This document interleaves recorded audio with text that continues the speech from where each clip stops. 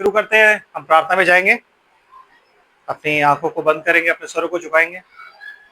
स्वर्गीय पिता, आपका धन्यवाद करते हैं आपकी सारी आशीषों बरकतों के लिए। मेरे परमेश्वर, आज की ये शाम आपने दिखाई, अपनी पनाह हिफाजत में रखा, अपने अनुग्रह में रखा, आपका धन्यवाद है प्रभु जी। मेरे पिता, मेरे परमेश्वर, ये मौका आपने दिया मेरे प्रभु, हम आपके अनुग्रह में पाए जाते हैं प्रभु जी। और मेरे पिता, आपकी हुजूरी में आकर मेरे प्रभु हमें बहुत आनंद मिलता है प्रभु जी, क्योंकि खुदावंद तू अपने वचन को जिस तरीके से खोल के हमें बताता है मेरे प्रभु जी, तो मेरे प्रभु वो सच्चाई सिर्फ हमें यही मिलती है प्रभु। मेरे पिता, हम तेरा धन्यवाद करते हैं खुदावंद के तूने प्रभु जी जगत की उत्पत्ति से पहले हमारे नामों को मेमने के जीवन की पुस्तक में लिखा है खुदावंद। हम तेरा धन्यवाद करते हैं कि हम तब भी तेरी सोच में पाए जाते थे, इसीलिए आज हम यहाँ पर एकत्रित हैं मेरे प्रभु। हम धन्यवाद करते हैं मेरे पिता परमेश्वर तमाम उन बातों के लिए जो हमारे जीवन में कुल मिला के भलाई उत्पन्न करती है। पिता परमेश्वर, हम धन्यवाद करते हैं तमाम परेशानियों के लिए भी प्रभु जी, तमाम हर बातों के लिए प्रभु जो तेरी नजदीकी में बढ़ाती है। पिता, हम धन्यवाद करते हैं मेरे पिता परमेश्वर तेरे उस हर एक भलाई के लिए जो तूने हमारे जीवन में की है। सबसे बढ़कर तो मेरे प्रभु तूने हमें चुना है, और मेरे पिता परमेश्वर अपने पुत्र और हमारे उद्धारकर्ता प्रभु यीशु मसीह के नाम को हम पर जाहिर किया, ताकि हम प्रभु जी उसको जाने, उसको पहचाने, और मेरे प्रभु इस जीवन की सच्चाई को जानकर मेरे प्रभु जी हम तेरी हुजूरी में और बढ़ने वाले हैं, तेरे पुत्र की पहचान में बढ़े। पिता परमेश्वर, जबकि ये समय अंत का समय है प्रभु जी, हम चारों तरफ देखते हैं खुदावन तो हर जगह आफते हैं मेरे प्रभु जी। मेरे प्रभु ये बर्थ पेन्स हैं, तो इस वक्त में तू हमें प्रभु जी तैयारी बख्श मेरे प्रभु। तेरा अनुग्रह हम पर बना रहे, ताकि हम अपने आप को आत्मा में तैयार करें प्रभु जी, और खुदावंद आत्मा से शरीर की क्रियाओं को मारें, ताकि खुदावंद तेरे पुत्र के सामने खड़े होने के लायक और मेरे प्रभु इन सब विपत्तियों से बचने के लायक हो सके। प्रभु जी, तू हमारी गलतियों गुनाह अपराधों को क्षमा कर दे। खुदावंद होने दे कि तेरा वास हमारे साथ रहे प्रभु जी, तेरी आत्मा का मसर है, ताकि तूने जो कुछ भी मेरे प्रभु अपने लोगों के लिए रख छोड़ा है आज के शाम के लिए खुदावंद, हम उसे जाने, उस पर मनन करें, तेरे वचन पर फेलोशिप करने आए प्रभु। होने दे कि तेरा वचन हमें मिले मेरे प्रभु जी, और खुदावंद उस वचन से, उस वचन में जो जीवन पाया जाता है खुदावंद, वो जीवन पाकर मेरे प्रभु जी मनन जीवन की ओर बढ़ सके। हे पिता परमेश्वर, हम तेरा जितना भी धन्यवाद करें उतना कम है प्रभु। होने दे कि तू हम सबका मददगार हो, हम सबका निगहबान। तेरा नाम मुबारक है, तेरी महिमा तेरी बड़ाई हो, तेरी स्तुति प्रशंसा और तारीफ जुबानियों तक होती है। तेरा कोटि कोटि धन्यवाद करते हैं प्रभु जी। धन्यवाद की भेंट तुझे अर्पण करते हैं, क्योंकि तू धन्यवाद के योग्य परमेश्वर है। हे मेरे पिता, हे मेरे परमेश्वर, उन्हें देख के मेरे प्रभु इस भवन के चारों ओर तेरे अनुग्रह का बाड़ा रहे, तेरा दूध छावनी की रहे प्रभु, ताकि कोई डिस्टर्बेंस क्रिएट ना हो। आत्मा और सच्चाई से हम तेरी इबादत करें। हमारे मनों को शुद्ध कर, हमारे कानों को, हृदय को प्रभु यीशु मसीह के नाम में डेडिकेट कर, ताकि मेरे प्रभु तेरा वचन सुनने के लायक हो सके। पिता परमेश्वर, होने दे कि मेरे प्रभु तू मददगार हो, मेरे प्रभु तू सबके साथ हो और सब पर अपना अनुग्रह बनाए रख, मुझ निकम्मे के साथ हो, ताकि तेरी अनुग्रह की दृष्टि रहे मेरे प्रभु जी, और तेरे अनुग्रह में होकर प्रभु जी तेरी सेवकाई को अंजाम दो प्रभु। तेरी आत्मा की अगुवाई में, तेरी आत्मा के उस मसा में होकर प्रभु तेरी सेवकाई को अंजाम दो, एक फ्रूटफुल और प्रॉफिटेबल सर्वेंट के नाम से जाना जाओ। सब कुछ और सब कुछ तुझे समर्पित करते हुए सारा आदर महिमा धन्यवाद तुझे देते हैं प्रभु जी। और पिता, अपनी इस धन्यवाद की भेंट को, प्रार्थना को पिता अपनी किसी को भी लियाकत से नहीं, वरन आपके प्यारे और इकलौते बेटे यीशु मसीह के अद्भुत नाम में आपकी पवित्र वेदी पर समर्पित करते हैं। दया से आप इसे सुने और ग्रहण करें। आमीन। Praise the Lord. आइए हम परमेश्वर के वचन में चलें, और हम परमेश्वर के वचन से निकालेंगे प्रकाशित वाक्य की पुस्तक, उसका 5 अध्याय।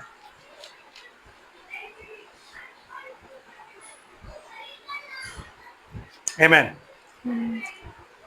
प्रकाशित वाक्य की पुस्तक, उसका 5 अध्याय, पहली आयत पढ़ता हूँ। लिखा, और जो सिंहासन पर बैठा था मैंने उसके दाहिने हाथ में एक पुस्तक देखी, जो भीतर और बाहर लिखी हुई थी, और वह 7 मोहर लगाकर बंद की गई थी। आमीन। परमेश्वर की आशीष उसके पवित्र वचन के पढ़े और सुने जाने पर हो।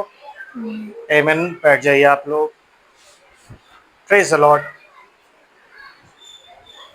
मैं दोबारा इस आयत को मैंने इसलिए पढ़ा है क्योंकि जब हम उस दिन बात कर रहे थे ना, तो कुछ चीज़ें हम बहुत जल्दी आगे निकल गए, तो मुझे बाद में रियलाइज़ हुआ कि यार इतनी जल्दी आगे नहीं बढ़ना चाहिए, क्योंकि ये रेवलेशन की पुस्तक है और इसमें बहुत सी बातें ऐसी लिखी हुई हैं जो हमें जाननी बहुत ज़रूरी है। आमीन। तो इसलिए मैं, खुदा ने बोला कि भाई एक बार इस चैप्टर को धीरे धीरे लेके चलो, तो मुझे लगा कि मुझे धीरे धीरे लेके चलना चाहिए और गहरी बातें जो हैं उनको समझाना चाहिए। आमीन। तैयारी का समय है, अगर हमें पता नहीं लगा कि ये सब चीज़ें क्या हैं, तो हम क्या कर जाएंगे, वो जो मार्क है ना उसको मिस कर जाएंगे। सिन जब आप नए नियम में पढ़ते हो ना, तो उसका मतलब क्या है? Missing the mark. कि जैसे आप वो डार्ट के ना, आपने वो डार्ट मारते हैं, गोले होते हैं और उसके बीच में बिंदु होती है, तो जब आप डार्ट मारते हो तो मार्क होता है वहां पे, उसमें मारना होता है। तो जब आप इधर उधर मारते हो, कहते हैं मिसिंग द मार्क। तो जो आपका मार्क है ना, उसको आप मिस कर जाओ, हम सही जगह पे नहीं पहुंच पाएंगे। इसीलिए गलती हो जाती है कि कई बार हम पाप कर रहे हैं। आमीन। तो आज हम धीरे धीरे इन चीजों को लेके चलेंगे, थोड़ा सा देखेंगे एक बार और, बहुत आराम से, और परमेश्वर की आत्मा की अगुवाई में होके इन चीजों को देखें। आमीन। तो सबसे पहले तो मैं आपको ये बताना चाहूंगा कि जब आप पढ़ते हो इस पुस्तक के बारे में, कि आप कहते हो कि यार ये जो पुस्तक है, एक पुस्तक उसके हाथ में थी और पुस्तक मेमने ने ले ली। तो एक्चुअली वो पुस्तक है कि मैंने पिछली बार आपको बताया था कि पुस्तक जो है वो बुक ऑफ रिडेम्पशन भी है, वो बुक ऑफ लाइफ भी है। आमीन। और जीवन, क्यों जीवन की पुस्तक है? क्योंकि उसमें वो जीवन के कर्ता की पुस्तक। तो जिस जिसमें जीवन पाया जाता है, उसका नाम उस जीवन की पुस्तक में लिखा है। आमीन। जिन खोए हुए लोगों को यीशु मसीह ढूंढने आया था, उनके नाम उस जीवन की पुस्तक में लिखे। आमीन। अब हम थोड़ा सा पुस्तक के बारे में गहराई से देखते हैं और पढ़ते हुए चलते हैं। तो बताइए क्या लिखा हुआ है? वर्ष रेवलेशन की पुस्तक, उसका 3रा अध्याय और उसकी 21 आयत।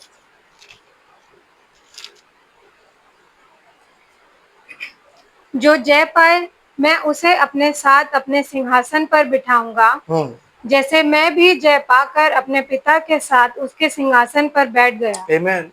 तो जो सिंहासन पर बैठा है वो यीशु मसीह, और वो क्यों बैठा है? क्योंकि उसने जय पाई, और जय पाकर वो किसके सिंहासन पर बैठा है? पिता के सिंहासन पर। इसलिए जब आप देखते हो उसको, तो उसकी जो डिविनिटी है, जो डीएटी है, आप उसको देखते हो। और वो अपनी डीएटी में कौन है? ऑलमाइटी।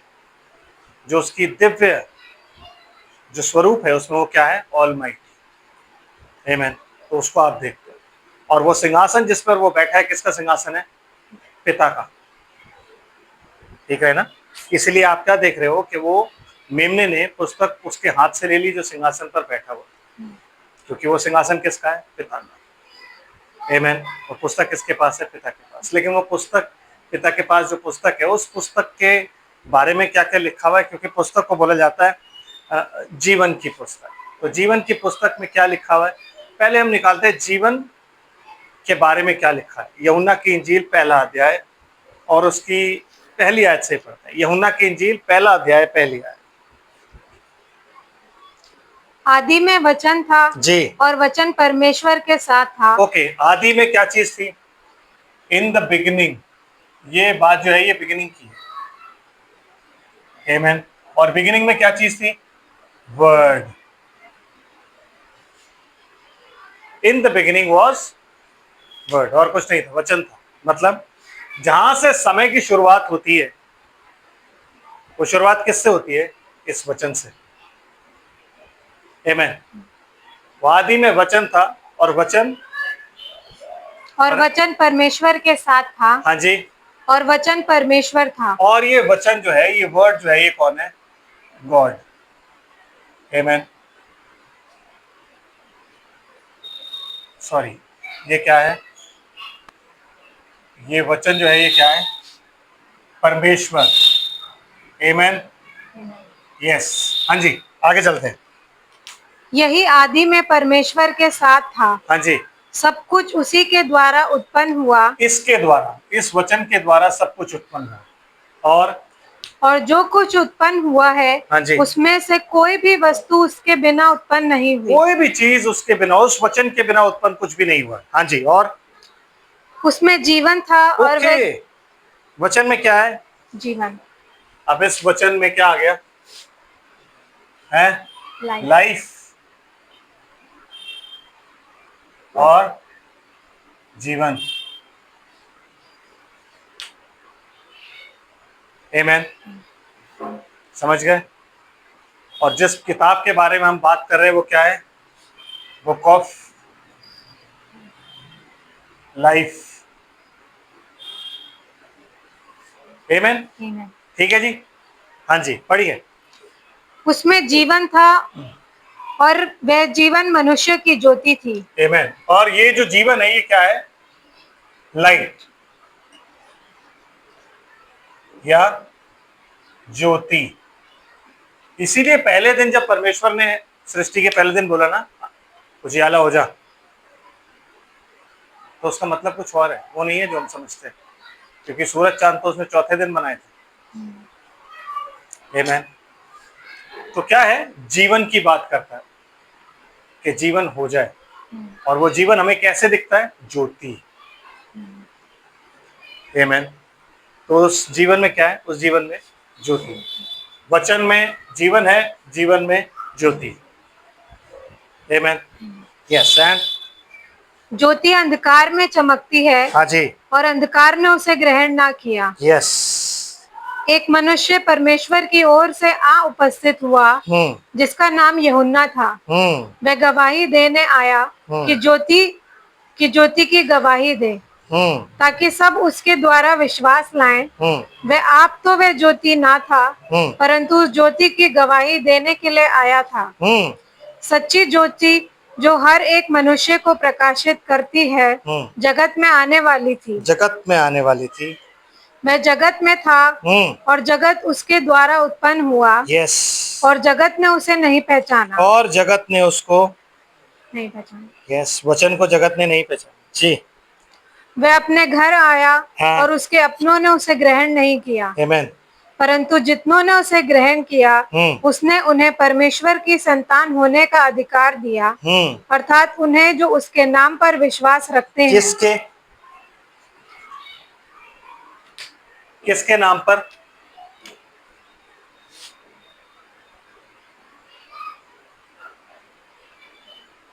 इस वचन के नाम पर। आमेन। इस वचन के नाम पर जो विश्वास रखता है वो परमेश्वर का पुत्र कहलाता है। आमेन। तो क्या कहलाएगा वो? परमेश्वर का संतान कहलाएगा। पुत्र में क्या लिखूं? संतान लिखूं।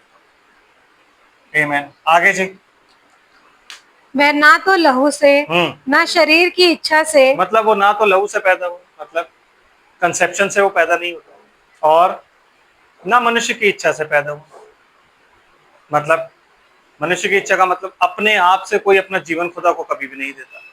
मेरी इच्छा नहीं है कि मैं प्रभु, किसी की इच्छा नहीं होती वो प्रभु के पीछे चले। सब मूसा की तरह होते भागने वाले। आमेन। सब शिमशोन की तरह होते भागने वाले। सब पतरस की तरह होते भागने वाले। लेकिन सबको जब खुदा कहता है कि मेरे पीछे बोले तो कोई रुक नहीं पाता। एक्सक्यूजेस आप दे नहीं सकते। आमेन। समझ रहे बात को? यस। आगे। और ना मनुष्य की इच्छा से, हाँ जी, परंतु परमेश्वर से उत्पन्न हुए नहीं, हैं। तीसरी मार्क ऑफ मिस्टेक, दोबारा कहो। वह ना तो लहू से, हाँ, ना शरीर की इच्छा ना से, शरीर की इच्छा से, ना कंसेप्शन से, और ना ही मनुष्य की इच्छा से। मींस आप जितना मर्जी अपने आप को कह लो कि क्रिश्चियन हूं मैं एक ईसाई घर में पैदा हुआ हूं। आमेन। लेकिन आप परमेश्वर की संतान तब तक नहीं बनोगे जब तक आप उसके नाम पर विश्वास नहीं करोगे।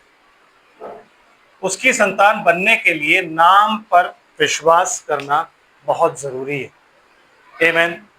आगे चलते हैं सिस्टर, क्या लिखा?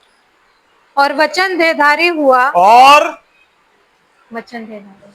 ब्रदर क्या हुआ? वचन देहधारी। ये जो वचन है ये देहधारी हो गया। देहधारी। आमेन। सही लिख रहा हूं? वचन देहधारी हुआ, मतलब देहधारी का मतलब क्या होता है? वचन ने एक देह धारण कर ली। आमेन। अब जब वो वचन देहधारी हुआ तो वो कौन था? पढ़िए। और वचन देहधारी हुआ और अनुग्रह और सच्चाई से परिपूर्ण होकर हमारे बीच में डेरा किया। हमारे बीच में उसने डेरा किया, और हमने उसकी ऐसी महिमा देखी कि जैसी पिता के एकलौते की महिमा। मतलब वो क्या था? पिता का एकलौता था। आमेन। ठीक है जी। पिता का एकलौता पुत्र, which means the only begotten। English की बाइबल में लिखा हुआ है ओनली बिगॉटन, मतलब एक परमेश्वर से जो पैदा हुआ एक ही बेटा वो था, दी ओनली बिगॉटन। जैसे परमेश्वर के इकलौते की, इकलौता मतलब इकलौते बेटे की महिमा। तो मतलब ये जो देहधारी हुआ था ये परमेश्वर का बेटा था, विच मीन्स ये जो देहधारी हुआ था ये कौन था? यीशु मसीह। आमीन। समझ रहे हैं? इसलिए जिसने क्रिएशन करी थी वो यीशु नहीं था। आमीन। जिसने क्रिएशन करी थी वो कौन था? वर्ड। जिसने क्रिएशन करी थी वो कौन था? Anointed word. मसा किया हुआ वचन, मसा किया हुआ वचन, इसलिए उसको क्या बोला जाता था? मसीह। आमीन। तो ये वचन किस दिन देहधारी हुआ? जिस दिन यीशु मसीह का बपतिस्मा हुआ और जिस दिन आत्मा उस पर फाख्ता की नाई उतरा, उस दिन आकाश से आवाज आई कि ये मेरा प्रिय पुत्र है जिसमें मैं प्रसन्न हूं। और ये कौन बोल रहा था? ये बोल रहा था ये गॉड जो कि वचन है। तो उस दिन यीशु में क्या हुआ?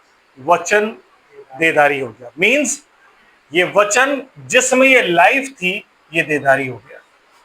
तो पिता ने जो लाइफ हमें देनी थी, जो जीवन हमें देना था, वो जीवन किस में रख के भेजा?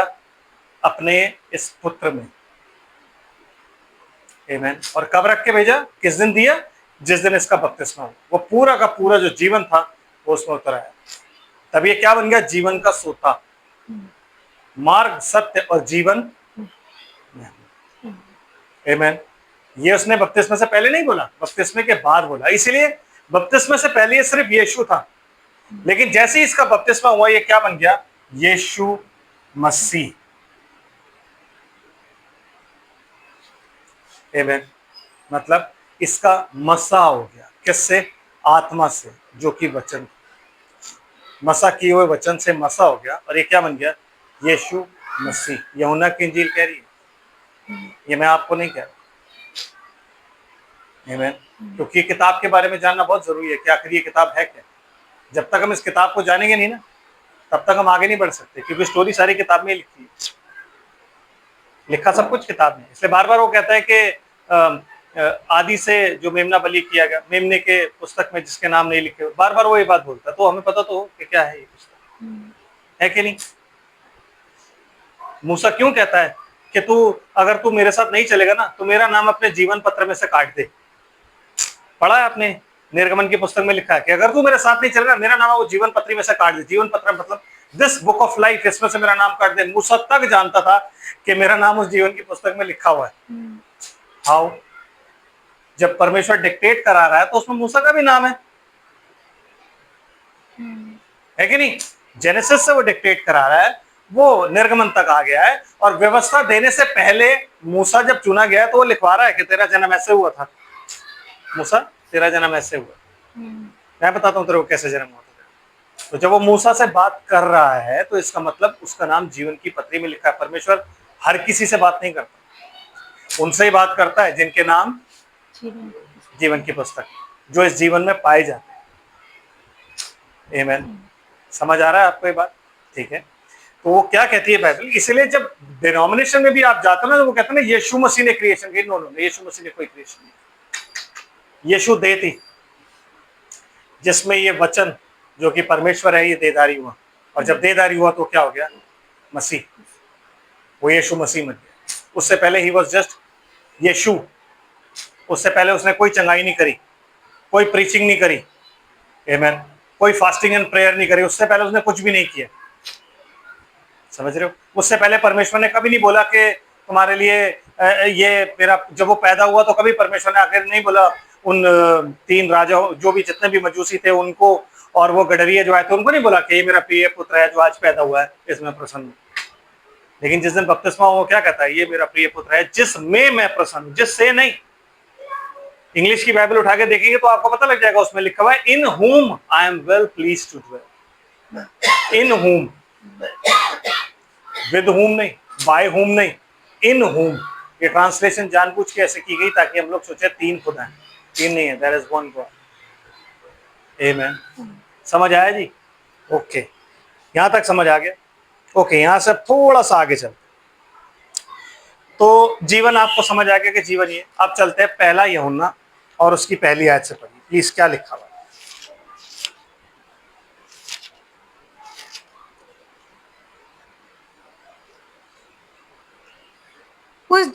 उस जीवन के वचन के विषय में जो आदि से था, उस जीवन के वचन के विषय में जो आदि से था, जिसे हमने सुना जिसे हमने सुना और जिसे अपनी आंखों से देखा। और जिसे, देखो सर प्लीज दोबारा पढ़िए, क्या बात लिखी है यहाँ पे। उस जीवन के वचन के विषय में, उस जीवन के वचन के विषय में जो आदि से था। मतलब हमें क्या सुनाया गया? हमें जीवन का वचन दिया गया। आमीन। और जो कब से था? जो कि आदि से था। ठीक है जी, आदि से ये जीवन का वचन था। और जिसे हमने सुना, जिसे हमने सुना, पहले हमने वचन सुना। ठीक है, क्यों? हम आदि से और आज तक वचन को क्या करते आ रहे हैं? सुनते। ठीक, फिर उसके बाद क्या हुआ? और जिसे अपनी आंखों से देखा। फिर उस वचन को हमने क्या किया? अपनी आंखों से देखा। इस रूप में, यीशु मसीह के रूप में हमने उस वचन को देखा। उस जीवन को क्या किया? हमने देखा। और वरन जिसे हमने ध्यान से देखा, जिसे हमने बहुत ध्यान से देखा, क्योंकि हम साथ रहते थे, क्योंकि हम उसको कार्य करते हुए देखते थे, क्योंकि हम उसकी हर एक बात को समझते थे। हमने बहुत ध्यान से देखा उसे और हाथों से छुआ। और उसे हाथों से छुआ भी। किसको छुआ हमने? जीवन के वचन को। जब आप इसे इंग्लिश में पढ़ेंगे तो लिखा है हैंडल्ड। क्या लिखा है brother? Handled. Our hand have handled of the word of life. आमीन। कौन सा वर्ड ऑफ लाइफ? जिसे उन्होंने गौर से देखा, उसके बाद उन्होंने उसको handled, the word of life. आमीन। इसलिए बाइबल प्रकाशित वाक्य की पुस्तक में क्या कहती है? यूहन्ना ने एक शब्द सुना और वो शब्द को देखने के लिए मुड़ा। तुरी का सा शब्द हुआ और उस शब्द को देखने के लिए, शब्द को देखने के लिए कौन मुड़ता है? कोई नहीं। शब्द दिखाई नहीं, शब्द सुनाई देता है। तो ये बाइबल में लिखा होता है कि वो सुनने के लिए मुड़ा, नो, बट वो देखने के लिए मुड़ा। क्यों? क्योंकि जीवन के वचन को उसने, उन लोगों ने हैंडल किया, उन्हें गौर से देखा था। आमीन। वो सब जानते थे। फिर क्या कहता है? ये जीवन प्रकट हुआ। ये जीवन प्रकट हुआ, यस, मैनिफेस्ट हुआ ये जीवन, और हमने उसे देखा। और हमने उसे देखा। ये जो जीवन था ये प्रकट हुआ किस में?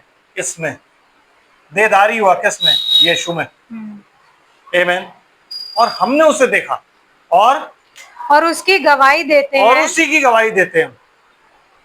तो अगर आप यीशु मसीह की गवाही दे रहे हो तो यीशु मसीह की गवाही देने का कोई और तरीका नहीं है। क्या है? वचन।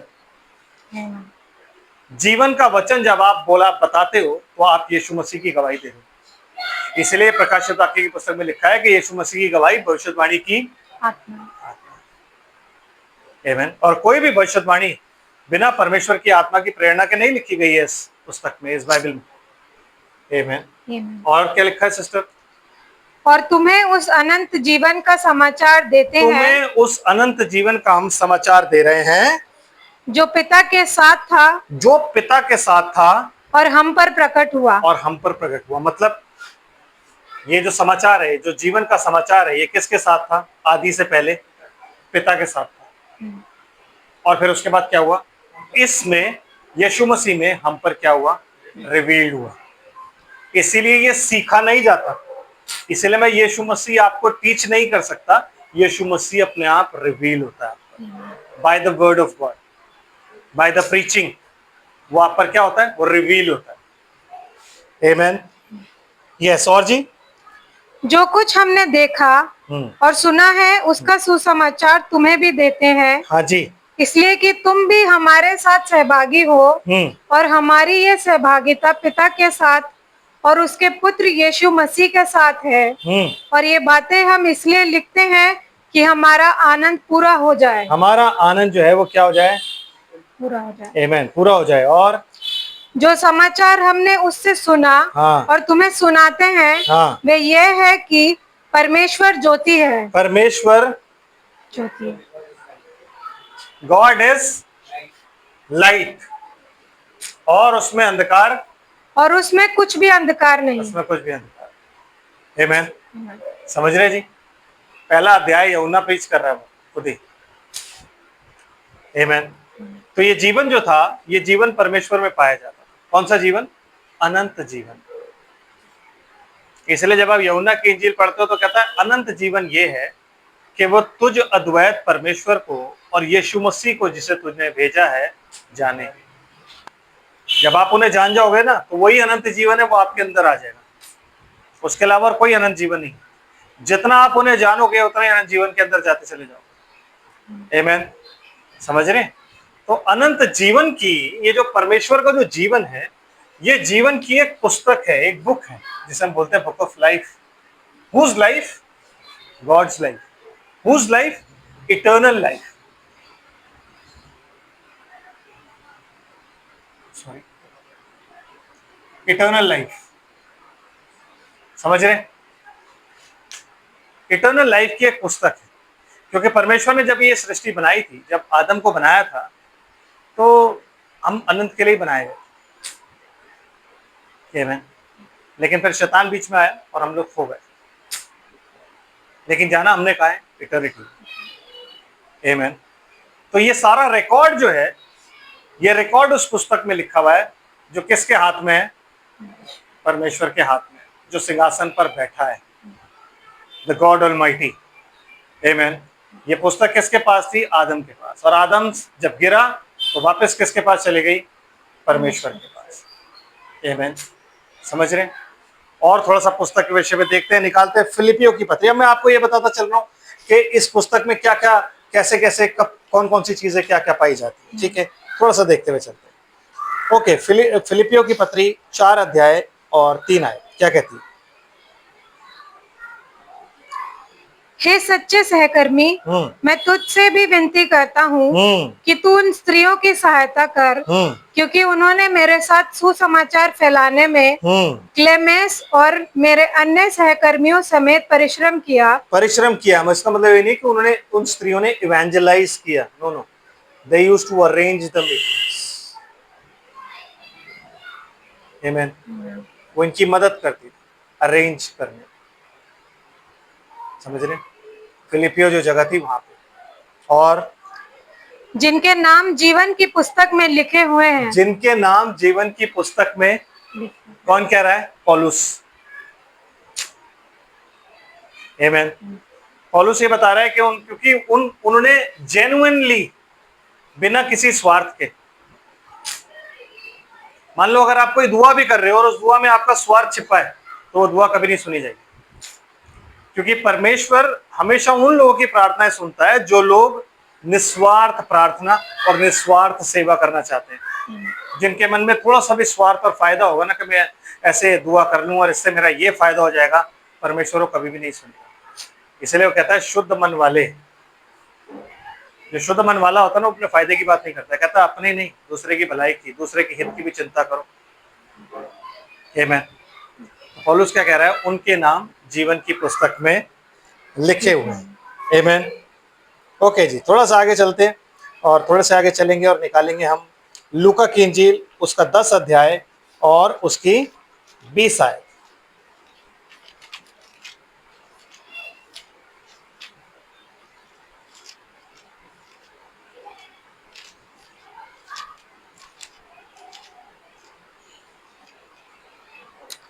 तो भी इससे आनंदित मत हो कि आत्मा तुम्हारे वश में है। आप ना 19 से पढ़ दीजिए, क्या लिखा है? देखो, मैंने तुम्हें सांपों और बिच्छुओं को रोनने का और शत्रुओं की सारी सामर्थ पर अधिकार दिया है। मतलब ये उस समय की बात है जब ये 70 लोग वापस आते हैं और यीशु मसीह को बताते हैं, सारे चेले वापस आके यीशु मसीह को बताते हैं, आप भाई हम बहुत अच्छा काम हुआ, सब कुछ हुआ, क्योंकि दो दो करके वो सबको भेज रहा था। आमीन। सारे चेलों को उसने दो दो करके भेज दिए और वो वापस आके उसको रिपोर्ट दे रहे हैं। तो वो क्या कह रहा है? देखो, मैंने तुम्हें सांपों और बिच्छुओं को रोंदने का और शत्रु की सारी सामर्थ पर अधिकार दिया है जी। और किसी वस्तु से तुम्हें कुछ हानि ना होगी। किसी भी वस्तु से आपको कोई हानि नहीं हो सकती। ऐसी कोई वस्तु नहीं है जो आपकी हानि कर सके। आपकी हानि सिर्फ आप खुद करते हो अपने अविश्वास के कारण। वरना खुदा ने प्रॉमिस क्या किया है? जितने लोग उसकी सेवा करते हैं, कहता है किसी भी वस्तु से तुम्हारी कोई हानि, किसी भी हानि तुम्हारी कोई नहीं कर सकता, नुकसान तुम्हारा कोई नहीं कर सकता। तो अगर कोई तुम्हारा नुकसान कर रहा है तो आपके अविश्वास के कारण कर रहा है, या फिर आप परमेश्वर की योजना में नहीं पाए जाते हो इसलिए कर रहा है। इसके अलावा कोई इंसान किसी भी तरीके से कोई हानि नहीं कर सकता। आमीन। यस। एंड तो भी इससे आनंदित मत हो। हाँ, क्योंकि लोग इससे बड़े आनंदित होते हैं। अरे ब्रदर बड़ी जबरदस्त चंगाइयां हो रही वहां पे, ब्रदर मीटिंग इतनी पावरफुल थी ना, इतना जबरदस्त। तो यीशु मसीह को यही आके बता रहे हैं कि प्रभु, मतलब ऐसी ऐसी दुष्टात्माएं थी ना, लेकिन तेरा नाम लेते ही सब निकल गई। प्रभु ये, प्रभु वो, प्रभु ऐसा। मतलब वो बता रहे हैं कि भाई वो हीलिंग सर्विस, वो मीटिंग्स इतनी जबरदस्त हुई है कि प्रभु तू, मैं क्या बताऊं तेरे को। तो यीशु मसीह उनको ठंडा कर रहा है, और उन्हें ठंडा करके पता क्या कह रहा है? इस चीज से आनंदित मत हो। Don't boast. आमीन। डोंट बोस्ट कि दुष्ट आत्माएं तुम्हारे वश में। Don't boast. मैंने की है तो वश में है, मैं नहीं करता तो तुम्हारा हाल भी उस सिब्बा के 7 बेटों जैसा होता। आमीन। तो यह सिस्टर क्या कहता है? तो भी इससे आनंदित मत हो कि आत्मा तुम्हारे वश में है जी। परंतु इससे आनंदित हो कि तुम्हारे नाम स्वर्ग पर लिखे हैं। कि तुम्हारे नाम कहाँ लिखे हुए हैं? स्वर्ग पर। तो स्वर्ग में कोई इंडिया गेट नहीं है जिसपे दीवारों में नाम लिखे हुए होंगे। स्वर्ग में किसी दीवार पर नाम नहीं लिखे हुए, लेकिन कहाँ लिखे हुए? उस पुस्तक में, जो पुस्तक किसके हाथ में है? ऑलमाइटी। आमीन। तो यीशु मसीह जब नीचे दुआ कर रहा है, एक दिन रात को दुआ करता है, तो खुदा उसे बताते थे कल ना ये चेले, ये तेरे चेले हैं, ठीक है, इनको तूने चुनना है। समझ रहे हो? तो यीशु मसीह फिर क्या करता है? सुबह जाता है उन चेलों के पास, उन सबके बारे में परमेश्वर ने बता रखा होता है, ये पतरस यहाँ मिलेगा, वो वहां मिलेगा, इसका तरीका ये, उसका तरीका है। हर चीज परमेश्वर यीशु मसीह को बताता था कि कल तेरे को एक औरत मिलेगी जिसको 12 वर्ष से लहू बहने की तकलीफ है। कल तेरे को एक लड़की मिलेगी 12 साल की जो मर गई है। कल तेरे को एक सुरफिनी जाति की औरत मिलेगी जो अपनी बेटी के लिए चिल्ला रही है कि दुष्ट आत्मा है। ये सब बातें यीशु मसीह को बताई जाती थी। क्यों? क्योंकि ये वो लोग थे जिनके नाम स्वर्ग में लिखे हुए जीवन की पुस्तक। आमीन। समझ आ रहा है? ठीक है, थोड़ा सा और समझते हैं। तो मतलब अगर जीवन की पुस्तक में नाम लिखे हुए हैं, तो ये इनमें कौन कौन से चेले थे जिनके नाम लिखे हुए थे? 12 चेलों के। तो जाहिर सी बात है 12 चेलों में यहूदा इस्करियोती भी था। उसने भी आके बड़े जोश से बोला था कि प्रभु बहुत बढ़िया, क्योंकि ऐसा तो नहीं है कि वो कोई काम नहीं कर रहा था, वो भी काम कर रहा था। विच मीन्स नाम कट भी सकते हैं।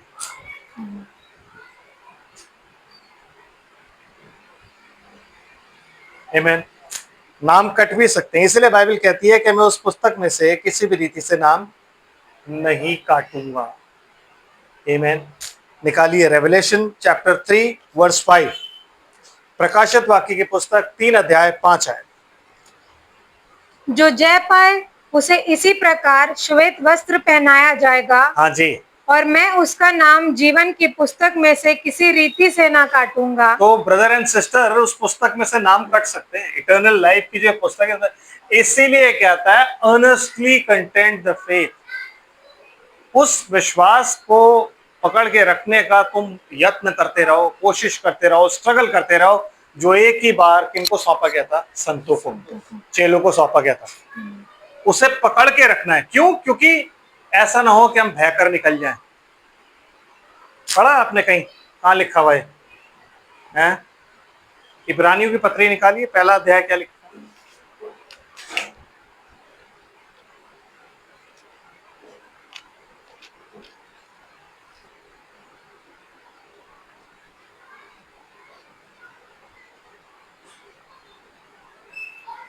दूसरा अध्याय, सॉरी, इब्रानियों 2।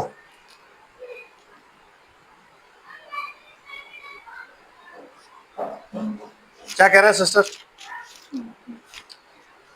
इब्रानियों 2 और पहली आयत से।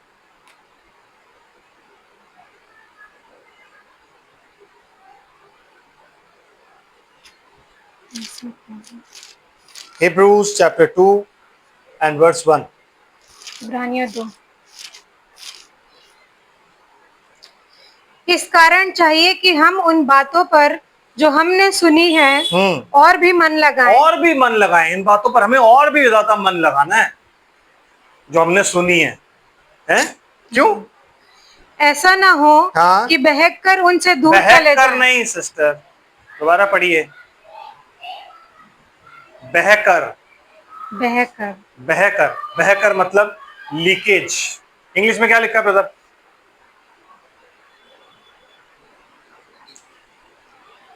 First words, slip.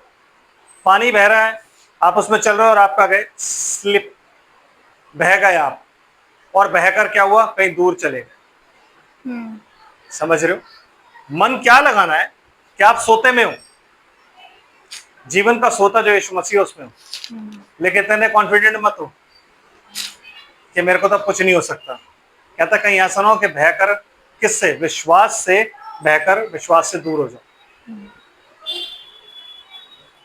समझ रहे? कि कहीं बहकर तुम अलग ही ना चले जाओ।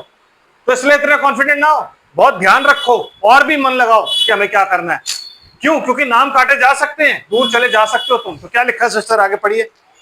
क्योंकि जो वचन स्वर्गदूतों के द्वारा कहा गया था, हाँ, जब वे स्थिर रहा हाँ। और हर एक अपराध और आज्ञा ना मानने का ठीक ठीक बदला मिला। कौन से स्वर्गदूत? जो प्रॉफिट्स के द्वारा बोला गया था, जो मूसा के द्वारा बोला गया था। मूसा को वो वचन किसने दिया था? एंजल ने दिया। मूसा को वचन किसने दिया था? खुदा ने दिया। एंजल ऑफ द लॉर्ड हमेशा वो वचन देता था। तो जो वचन स्वर्गदूतों के द्वारा, पुराने जमाने में जो पुराना नियम है उसमें स्वर्गदूत, एंजल कौन होता था? मैसेंजर। तो प्रॉफिट्स जो होते थे वो कौन होते थे? एंजल्स।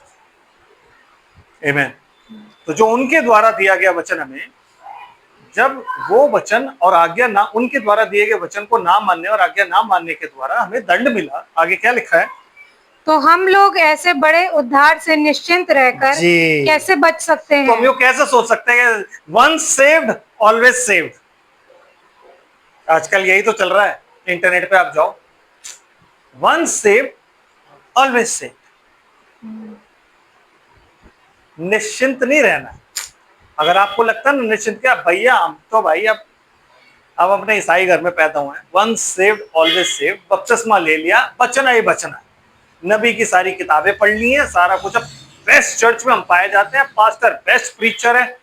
अरे भैया, अगर आप निश्चिंत होगा ना इन बातों के ऊपर कि आपका पास्टर जो प्रीच कर रहा है और आपने चेक ही नहीं किया वचन से, हो सकता है वो कभी गलत भी प्रीच करते, बिकॉज कोई भी प्रचारक परफेक्ट नहीं है। याकूब की पत्री में लिखा हुआ है एक ही प्रचारक परफेक्ट है और वो है यीशु मसीह। आमीन। बाकी हम लोग कौन है? हम इंसान है सारे। समझ आ रहा है बात को? हैं? समझ आया? तो इसलिए अपना ओवर कॉन्फिडेंस नहीं दिखाना है। क्यों? क्योंकि नाम काटे जा सकते हैं। चौकन्ना रहना है, निश्चिंत नहीं रहना है। आमीन। और जिसकी चर्चा पहले पहल प्रभु के द्वारा हुई और सुनने वालों के द्वारा हमें इसका निश्चय हुआ, और साथ ही परमेश्वर भी अपनी इच्छा के अनुसार चिन्हों और अद्भुत कामों और नाना प्रकार के सामर्थ्य के कामों और पवित्र आत्मा के वरदानों के बांटने के द्वारा इसकी गवाही देता रहा। यस, बस बस बस, इसकी गवाही क्या कर रहा है? देता। किसकी गवाही दे रहा है वो? वचन की। आमीन। इसे हम क्या बोलते हैं? वचन की गवाही। Book of life, with life, eternal life.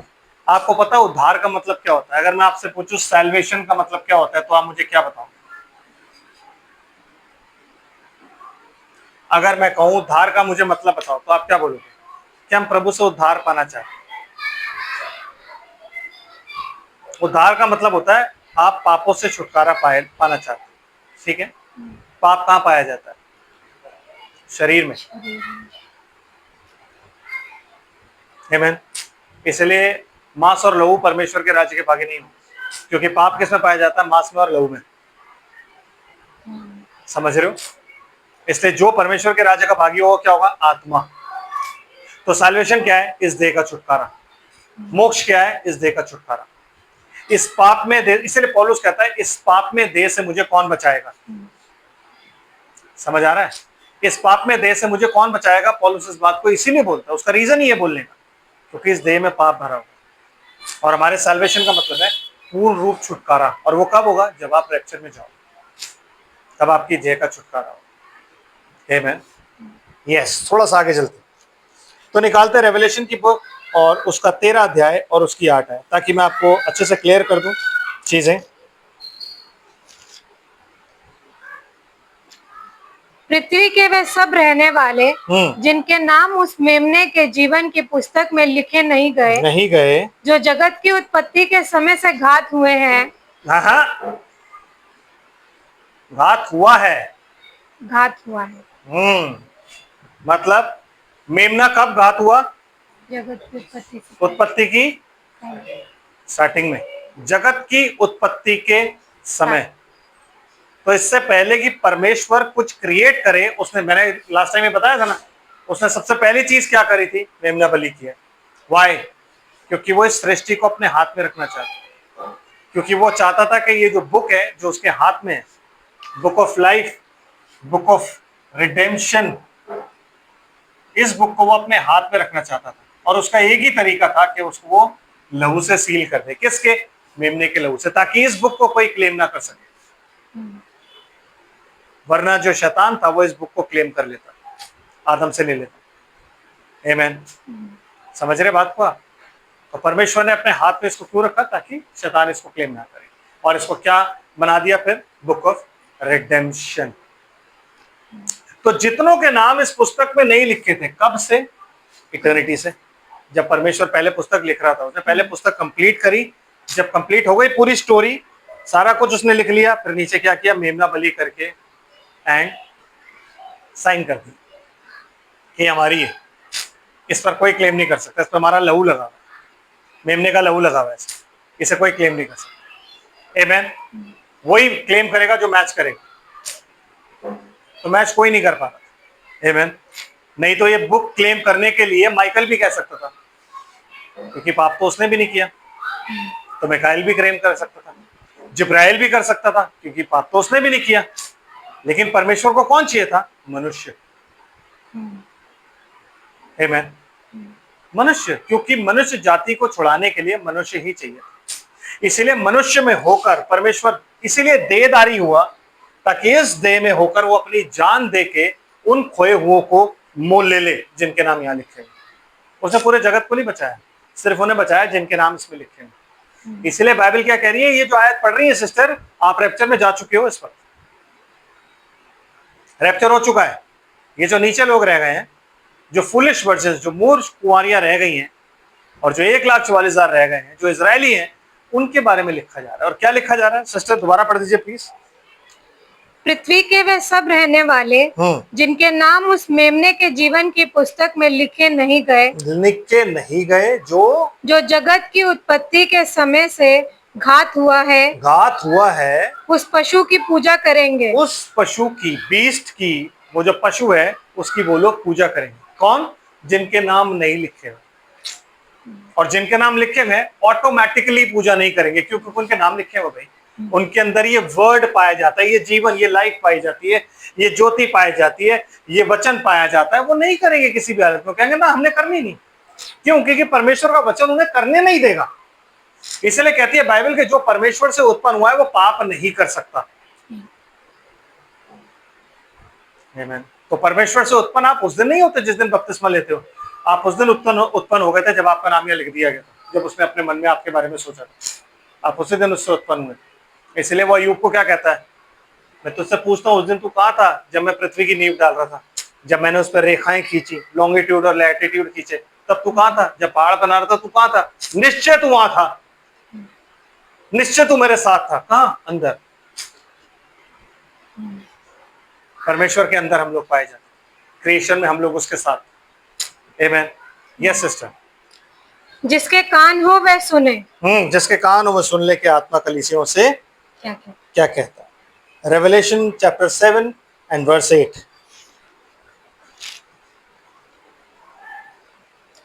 प्रकाशित वाक्य की पुस्तक 17 अध्याय और उसकी 8 आयत।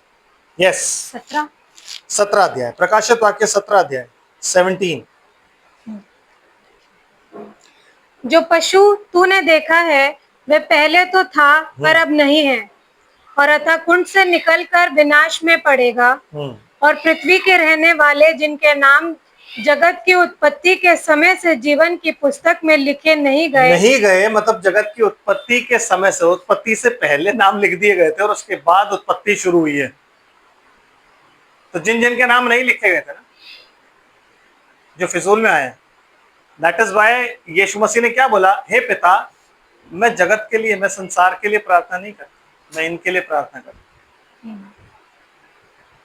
हमें क्या सिखाया जाता है, नहीं नहीं, God so love the world, yes he love the world, yes, उसने अपना बेटा भी दे दिया, लेकिन उस बेटे ने किसके लिए प्रार्थना करी ये तो जानो, not for the world, no, कहता मैं इनके लिए प्रार्थना करता हूँ, अपने चेलों के लिए प्रार्थना करता हूँ, और उन तमाम लोगों के लिए प्रार्थना करता हूँ जो इनका वचन सुनकर मुझ पर ईमान लाएंगे। चेलों के अलावा आप किसी का वचन नहीं सुन सकते। अगर आप किसी और का वचन सुन के ईमान ला रहे हो ना, तो इसका मतलब है कि आप किसी गलत जगह पर हो, और यीशु मसीह की उस प्रार्थना में आप शामिल नहीं हो, मैं शामिल नहीं हूँ। तो मुझे समाचार ही वो सुनना है, मुझे प्रचार ही वो सुनना है जो चेलों ने किया। आमीन। लोग कहते थे ना, हम चेलों को क्यों माने, यीशु मसीह बड़ा है कि चेले बड़े, लेकिन यीशु मसीह खुद कह रहा है, यूहन्ना की इंजील 17 अध्याय में कहता है, वो 20 आयत, मैं उनके लिए भी प्रार्थना करता हूं जो इनका वचन सुनकर मुझ पर ईमान लाएंगे। आमीन। मैं जगत के लिए प्रार्थना नहीं करता, मैं संसार के लिए प्रार्थना केवल इन्हीं के लिए करता हूं। है, समझ आ रहा है?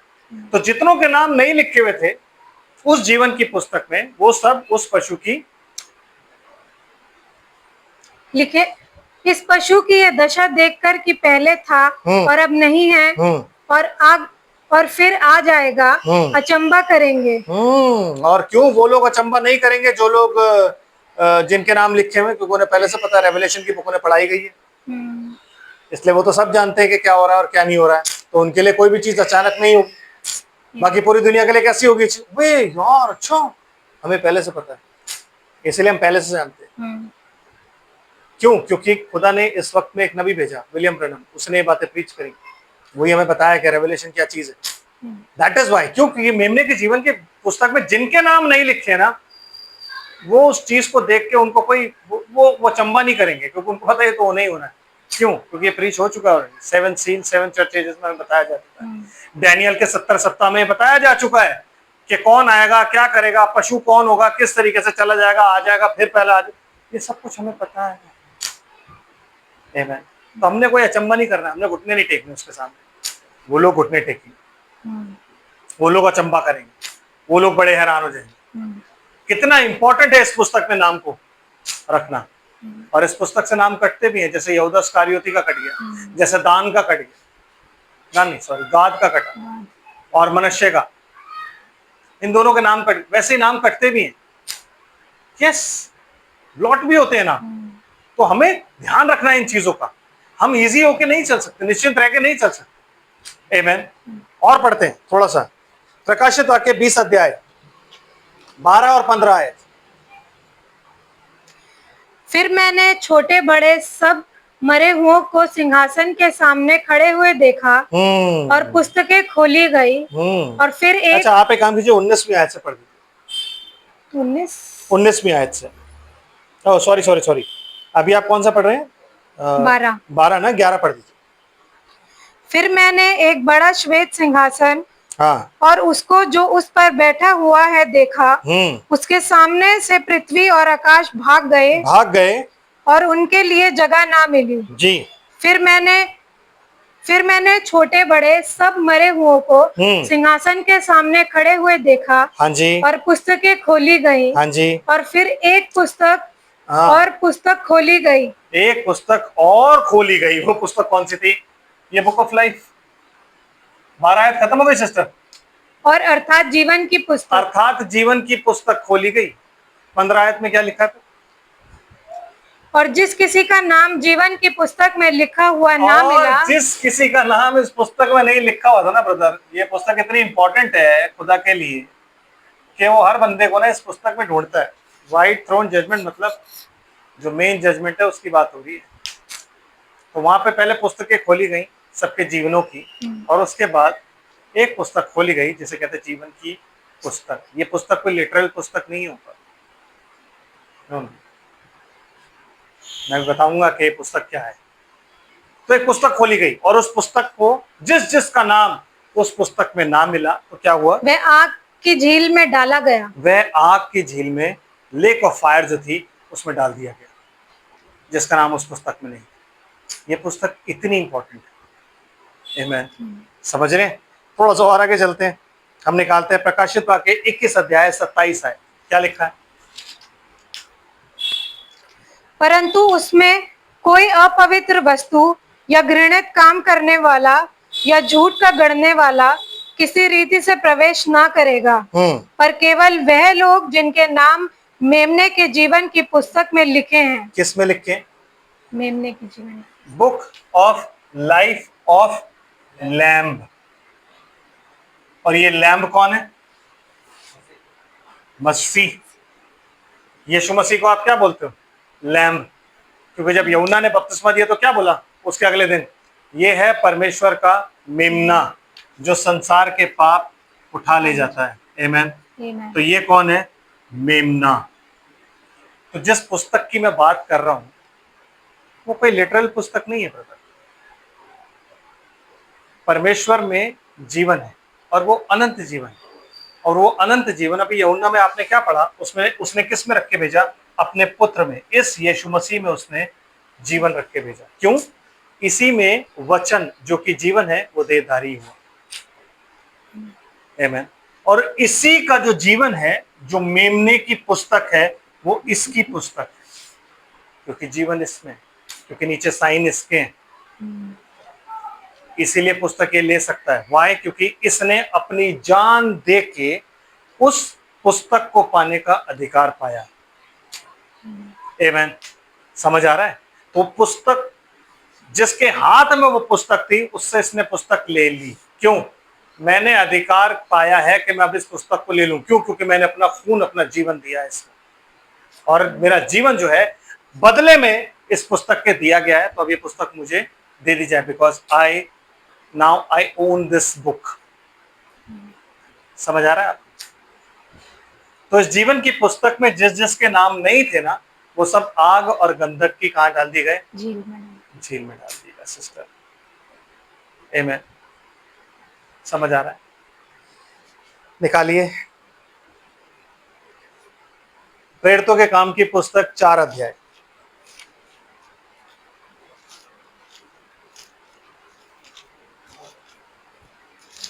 प्रेरितों के काम की पुस्तक 4 अध्याय और 11-12 आयत पढ़िए। क्या लिखा है? ये वही पत्थर है जिसे तुम राजमिस्त्रियों ने तुच्छ जाना। अब वो पत्र जो है ना, यीशु मसीह के बारे में बता रहा है। आमीन। और एक्सप्लेन कर रहा है कि ये वही पत्थर है जिसे तुम राजमिस्त्रियों ने निकम्मा जाना। ये शायद नबी की पुस्तक में लिखा हुआ था। और वह कोने के सिरे का पत्थर हो गया। यस, कॉर्नर स्टोन हो गया। और किसी दूसरे के द्वारा उद्धार नहीं, किसी दूसरे के द्वारा उद्धार नहीं, ये सैल्वेशन कोई और नहीं दे सकता,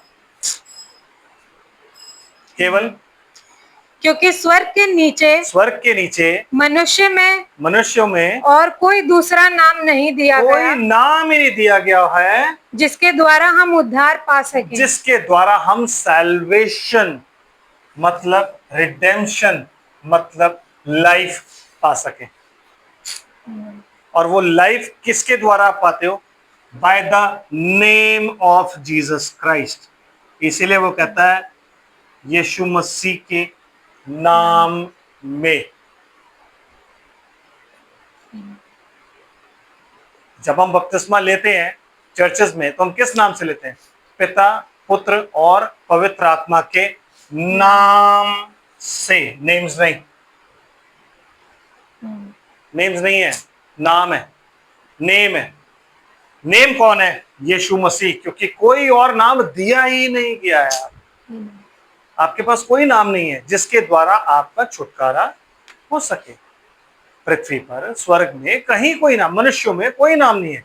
और वो नाम मनुष्य इसलिए लिखा हुआ है कि मनुष्यों से ही आना है, बिना मनुष्यों के वो नाम नहीं है। आमीन। बिना मनुष्यों के कोई भी नाम नहीं है, क्योंकि मनुष्य के द्वारा ही छुटकारा चाहिए था, इसीलिए यीशु देहधारी हुआ। यीशु वो देह थी, सॉरी, इसीलिए वचन देहधारी हुआ यीशु की देह में। समझ आ रहा है? थोड़ा सा और आगे चलते हैं, क्योंकि मैं आपको ये बताना चाहता हूं कि मेमने की जीवन की पुस्तक में और जीवन की पुस्तक में नाम कैसे आपका दर्ज होता है। इसी में नहीं, 12 पढ़ दिया आपने? हाँ जी। 12 पढ़ दिए, ओके।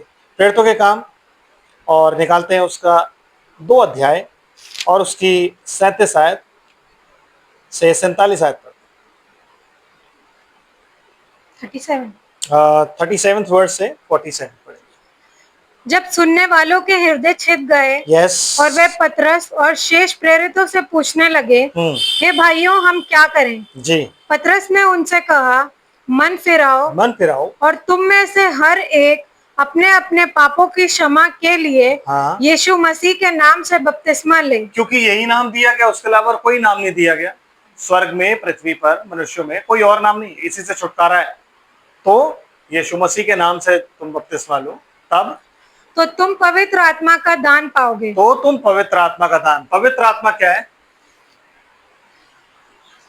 क्योंकि ये प्रतिज्ञा तुम नहीं, पवित्र आत्मा क्या है? What is Holi ghost? Eternal life. कहता है तुम पर सीलिंग किससे हुई है? पवित्र आत्मा से। कब तक? छुटकारे के दिन। छुटकारा मतलब दिस सैल्वेशन, ये उद्धार। सृष्टि बड़ी आशा भरी नजरों से परमेश्वर के पुत्रों के प्रकट होने की बात जो रही है, क्योंकि वो बेकार में डाली गई, अधीनता में डाली गई। आमीन। और उसे छुटकारा चाहिए। छुटकारा मतलब रिडेम्पशन चाहिए। रिडेम्पशन मतलब जैसे हमें अब कहता, और हम भी कहते हैं, आज हम अपनी देह में कहते हैं, तो हमें अपनी भी देहों से छुटकारा चाहिए। और देहों से छुटकारा का मतलब है सैल्वेशन, रिडेम्पशन। समझ रहे हैं आप? तो ये क्या बन गई? बुक ऑफ रिडेम्पशन, जो कि किसके हाथ में है? ऑलमाइटी गॉड के। और ऑलमाइटी गॉड से के हाथ से वही ले सकता है जो अपना खून देके हमें रिडीम कर रहा है, जो हमें सैल्वेशन दे रहा है। तो उस सैल्वेशन के लिए तुम्हें क्या करना है? यीशु मसीह के नाम में बपतिस्मा लिए। वो परमेश्वर का हिस्सा बनने के लिए तुम्हें यीशु मसीह के नाम में बपतिस्मा चाहिए। वो इटर्नल लाइफ पाने के लिए तुम्हें क्या चाहिए? यीशु मसीह के नाम में बपतिस्मा। Because God is word. और जब मैं गॉड की बात करता हूं तो he is spirit. God is spirit और इटर्नल स्पिरिट। तो जब आप इटर्नल स्पिरिट का हिस्सा बनते हो, पवित्र आत्मा का दान मिलता है, तो आप इटर्निटी का पार्ट ऑफ पार्षल हो जाते हो। आमीन। आपको टिकट मिल जाता है कि हाँ भाई, आप इटर्निटी में आप जा सकते हो, अगर आप ढंग से जिए तो, क्योंकि नाम काटे भी जा सकते हैं। तो अगर आप ढंग से जिए, उस टाइम तक पहुंचे और आप बिल्कुल सही रहे, अपने आप को तैयार करते रहे, तो उस दिन पूरा आपको दे दिया जाएगा पैकेज के, ये लो पकड़ो और तुम जाओ। आमीन। यस। एंड क्योंकि ये प्रतिज्ञा तुम और तुम्हारी संतानों हाँ। और उन सब दूर दूर के लोगों के लिए भी है जी, जिनको प्रभु हमारा परमेश्वर अपने पास बुलाएगा। आमीन। उसने बहुत और बातों से भी गवाही दे देकर समझाया कि अपने आप को इस टेढ़ी जाति से बचाओ जी। अतः जिन्होंने उसका वचन ग्रहण किया। जिन्होंने क्या ग्रहण किया? उसका वचन ग्रहण किया। ग्रहण आपको हमेशा वचन ही करना होता। और तो क्या हुआ? उन्होंने बपतिस्मा लिया। हाँ। और उसी दिन 3000 मनुष्यों के लगभग उनमें मिल गए और वे प्रेरितों से शिक्षा पाने जी, और संगति रखने जी, और रोटी तोड़ने हाँ, और प्रार्थना करने में लौलीन रहे। ये 4 चीजें हर एक विश्वासी के जीवन का हिस्सा होती है जब वो बपतिस्मा पाता है। प्रेरितों से शिक्षा पाने, रोटी तोड़ने, संगति करने और प्रार्थना करने में लौलीन रहे, तभी आप आगे बढ़ोगे। रील देखने में लौलीन रहोगे तो नहीं हो पाएगा, बाकी फालतू काम करने में लौलीन रहोगे तो नहीं हो पाएगा, प्रार्थना करने में लौलीन रहोगे तभी हो पाएगा, घूमना, इधर उधर जाना, इन चीजों में लौलीन रहोगे नहीं हो पाएगा। ये 4 काम करोगे तभी आगे बढ़ पाओगे। यस। एंड और सब लोगों पर भय छा गया। सब लोगों पर बड़ा भय छा गया। और बहुत से अद्भुत काम और चिन्ह प्रेरितों के द्वारा प्रकट होते थे। हाँ जी। और सब विश्वास करने वाले इकट्ठे रहते थे जी। और उनकी सब वस्तुएं साझे में साजे की थी। साजे की थी। वे अपनी अपनी संपत्ति और सामान बेच बेच कर जैसी जिसकी आवश्यकता होती थी बांट दिया करते थे। वे प्रतिदिन एक मन होकर मंदिर में इकट्ठे होते थे और घर घर रोटी तोड़ते हुए आनंद और मन की सिधाई से भोजन किया करते थे और परमेश्वर की स्तुति करते थे और सब लोग उनसे प्रसन्न थे जी। और जो उद्धार पाते उनको प्रभु प्रतिदिन उनमें मिला देता उनको था। कौन?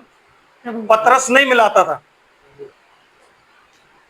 पतरस नहीं मिलाता था उनको, यूहन्ना नहीं मिलाता था उनको, कौन मिलाता था? प्रभु। क्यों? क्योंकि जीवन की पुस्तक में जिनके नाम है ना उनको कौन जानता है? प्रभु। तो प्रभु ही उनको क्या करता था? मिलाता था। प्रभु ही उनको क्या करता था? मिलाता था। प्रभु ही उनको क्या करता था? मिलाता था। आमीन। समझ रहे? मतलब जो बपतिस्मा आप यीशु मसीह के नाम में लेते हो वो बपतिस्मा प्रभु आपको दिलवाता है, इसलिए प्रभु ही आपको उनमें मिलाता है। किन में? चेलों में। जिन चेलों को हम तुच्छ जानते हैं उन चेलों में कौन मिलाता है? प्रभु मिलाता है। आमीन। समझ रहे? अब इस मेमने की जीवन की पुस्तक में आने के लिए आपको उस मेमने के साथ अपने आप को आइडेंटिफाई करना होता है। आमीन। क्योंकि किसके जीवन की पुस्तक है? मेमने की। या क्या लिखा हुआ है? जिस जिसका नाम उस पुस्तक में नहीं पाया गया ना वो आग और गंधक की झील में डालेगा। समझ रहे बात को आप? जिस जिसका नाम नहीं पाया गया, तब उस पुस्तक में नाम कैसे आप दर्ज कराओ? कैसे कोई दर्ज करा सकते? देखते हैं प्रेरितों के काम 22 अध्याय 16 है।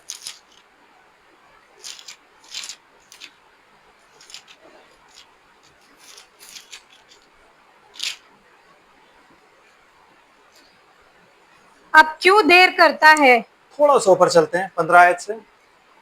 क्योंकि तू उसकी ओर से सब मनुष्यों के सामने उन बातों का गवाह होगा जो तूने देखी और सुनी है। आप एक काम करो 14 आयत से पढ़ो। तब उसने कहा, हमारे बाप दादाओं के परमेश्वर ने तुझे इसलिए ठहराया है कि तू उसकी इच्छा को जाने। ये कौन है? ये हनन्याह है जो पौलुस को मिला है। पौलुस का परमेश्वर के साथ एनकाउंटर हुआ है, यीशु मसीह के साथ। पौलुस अंधा हो गया, 3 दिन से अंधा है, देख नहीं पा रहा है। तो यीशु मसीह ने हनन्याह को बोला तू जा भाई, जाके उसको मेरा समाचार दे।